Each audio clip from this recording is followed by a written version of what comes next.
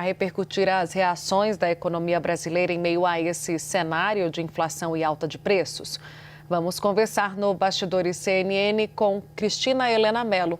Ela é professora de economia da PUC São Paulo. Tudo bem, professora? Bem-vinda ao nosso Bastidores. Qual é a avaliação que a senhora faz sobre a atuação do governo federal, especialmente diante da alta de preços? Bom, acho que a gente tem aqui uma questão que o arsenal que nós temos, a política que temos de combate à inflação de termos gerais. Então, a gente teve uma queda do nível de preços, mas não combate o problema específico da alimentação, que teve um aumento de preços quase 3 vezes maior à média de preços. A gente precisa olhar em recursos que auxiliem a produção, o aumento da oferta de bens alimentícios para poder arrefecer o comportamento desses preços. Precisamos apoiar uma ampliação da oferta. E, com isso, a taxa de juros, que é o nosso instrumento, né, que a gente aumenta a taxa de juros para combater a inflação, ela, na verdade, torna mais desafiador e mais difícil aumentar a oferta, porque o acesso a recursos de financiamento para aquisição de máquinas e equipamentos, tecnificação da agricultura, para um transporte mais eficiente, para uma infraestrutura de transporte e escoamento dessa produção, para compras de sementes ou pesquisa, né, investimento em pesquisa para desenvolvimento de sementes mais eficientes, mais produtivas. Tudo isso depende de acesso a crédito. E o combate à inflação é feito com o encarecimento do crédito. Então, isso a gente pode ver. Teve uma queda no nível de preços, mas isso não combateu a inflação de alimentos. Então, estamos usando o remédio errado. Professora, em março, o governo decidiu zerar as alíquotas de importação de 11 alimentos, numa tentativa para conter os preços. Isso foi amplamente divulgado como parte da ofensiva do governo sobre essa disparada dos preços. A medida, ela surte algum resultado? O governo apostou certo? Ela deveria surtir um bom resultado, mas ela aconteceu num contexto internacional em que o presidente americano subiu tarifas para diferentes países. E ele sofre uma retaliação desses países que deixaram de comprar produtos que tradicionalmente eram exportados para os Estados Unidos. Estados Unidos e Brasil competem em vários mercados, produção de grãos, produção de proteína. Então, o que houve? Houve um deslocamento dessas compras e um aumento das nossas vendas para o mercado externo, o que desabastece o nosso mercado doméstico e pressiona nossos preços internamente. Professora, vamos falar também um pouco de desemprego, né, que atingiu 7% no Brasil nesse trimestre encerrado agora em março.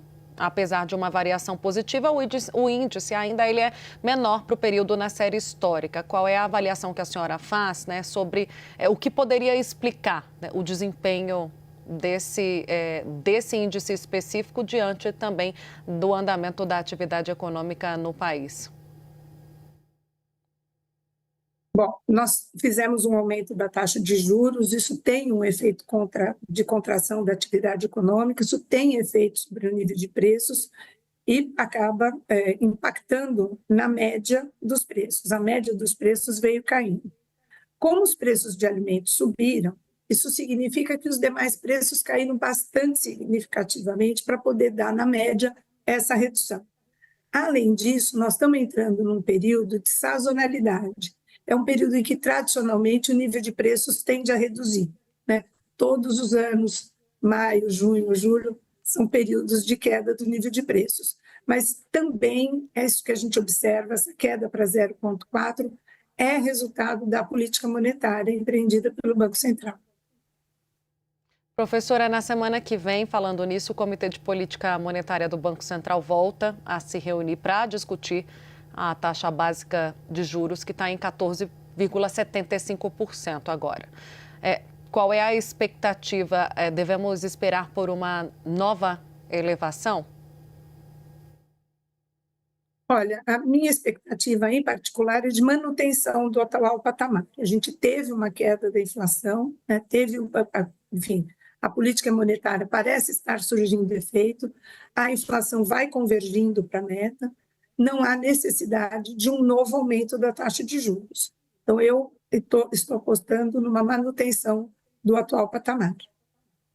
Professor, agora há pouco falávamos sobre Estados Unidos, guerra comercial com a China, os reflexos no Brasil e, claro, a posição de muita cautela dos nossos negociadores em meio a essa guerra tarifária. Qual é a sua opinião sobre essa posição agora? É uma posição que tem rendido benefícios para o Brasil, essa tratativa pelas vias diplomáticas?